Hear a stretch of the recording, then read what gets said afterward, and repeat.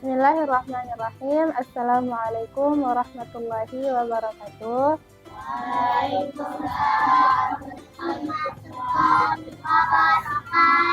Alhamdulillahirabbil alamin wassalatu wassalamu ala asrofil anbiya'i wal mursalin wa ala alihi wa sahbihi rasulillah ajma'in. Pertama-tama marilah kita panjatkan puji syukur kita kehadiran Allah Subhanahu wa taala yang mana pada kesempatan kali ini kita masih diberikan nikmat kesehatan sehingga kita dapat berkumpul kembali di rumah tahfiz Al-Qur'an Bani Adama yang kita cintai ini. Salawat berangkaikan salam tak lupa kita hadiahkan keharibaan Nabiullah Nabi Muhammad SAW, yang mana dengan kita senantiasa perbanyak salawat kepada beliau, kita bisa termasuk umatnya yang berkumpul di yaumil akhir kelak. Amin. Rabbal alamin. Baik, pada kesempatan kali ini Ustazah bersama Ustazah Ayu yang akan menyampaikan sedikit materi kultum sebelum berbuka puasa. Mungkinnya nanti Ustazah sebagai penanya kepada Ustazah Ayu seputar Islam pastinya. Baik, kita tanya dulu nih sama Ustazah Ayu. Boleh perkenalkan biodata Ustazah dulu nih. Assalamualaikum warahmatullahi wabarakatuh. Perkenalkan, nama Ustazah Bila Ayu Wardani, biasa dipanggil Ayu. Usia Ustazah 24 tahun, dan hari ini Ustazah akan membawakan kultum yang berjudul Meneladani Perilaku Rasulullah. Meneladani suri tauladan Rasulullah SAW. Baik. Mungkin anak-anak juga ingin tahu nih, mengapa sih kita harus menjadikan Rasulullah SAW itu suri tauladan bagi kita, terutama bagi umat Muslim. Baik, langsung saja saya akan menjawab pertanyaan dari Ustazah Fadni, yang mana pertanyaannya adalah mengapa Nabi Muhammad menjadi suri tauladan bagi umat manusia, terutama umat Muslim? Jawabannya karena Nabi Muhammad SAW adalah Rasul terakhir. Beliau adalah penutup dari para Nabi dan Rasul. Beliau dikenal dengan sebutan Khatamul Anbiya wal Mursalin. Oleh karena itu, sudah tidak ada lagi Rasul setelah Nabi Muhammad SAW wafat. Al-Quran adalah mukjizat terbesar serta teragum yang diterima beliau sebagai pedoman hidup bagi seluruh umat manusia dan berlaku sampai akhir zaman.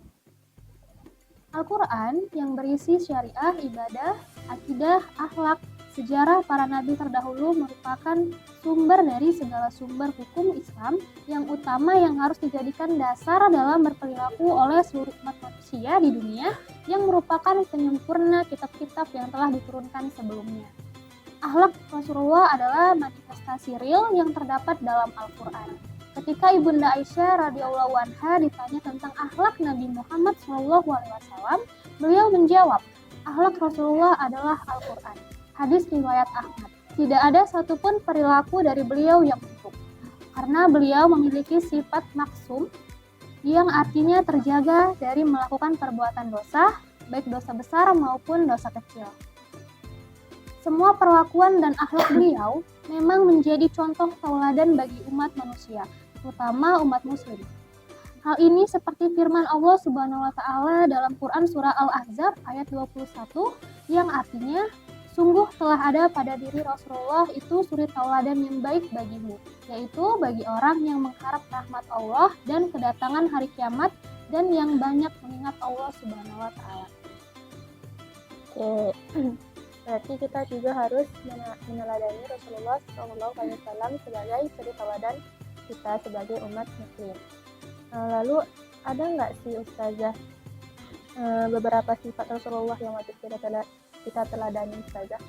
Baik, ada 4 sifat Rasulullah yang wajib kita teladani. Yang pertama itu ada siddiq, artinya jujur dan benar.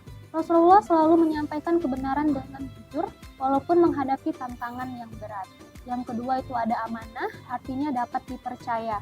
Rasulullah dipercaya oleh Allah untuk menyampaikan risalah yang benar. Yang ketiga itu ada tabligh, artinya menyampaikan. Rasulullah selalu menyampaikan wahyu yang diturunkan oleh Allah Subhanahu wa taala. Dan yang keempat itu ada fatonah, artinya memiliki kecerdasan yang tinggi. Rasulullah dibekali kecerdasan dan kemampuan yang hebat oleh Allah untuk menghadapi umat.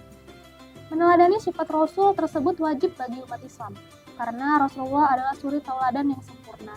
Selain sifat wajib tersebut, Rasulullah Shallallahu Alaihi Wasallam juga memiliki akhlak mulia yang bisa kita jadikan pedoman dan suri tauladan agar kita senantiasa berakhlak baik sesuai dengan ajarannya. Hal ini didasarkan dalam hadis yang berbunyi, sesungguhnya aku diutus hanya untuk menyempurnakan kesolehan akhlak. Hadis riwayat Bukhari dan Abu Hurairah radhiyallahu anhu. Oke, mungkin itu tadi suri tauladan yang wajib kita ikuti dari Rasulullah SAW. Apa aja itu? Yang pertama itu ada siddiq, baru ada amanah, hatonah, dan tablik. Selanjutnya Ustazah, bagaimana sih cara kita untuk meneladani sikap Rasulullah SAW ini? Kan banyak juga nih. Mungkin saya sendiri itu juga termasuk yang belum sempurna untuk meneladani sikap-sikap Rasulullah SAW.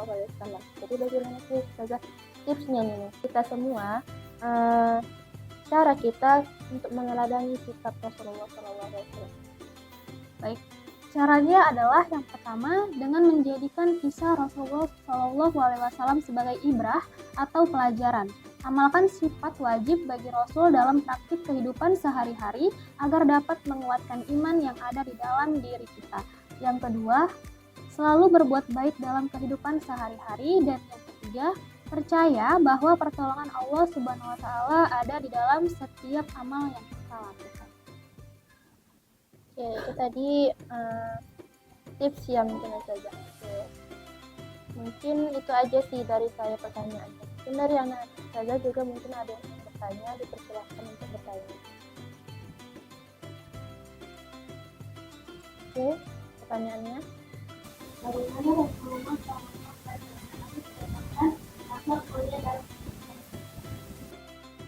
Bisa diterima saja?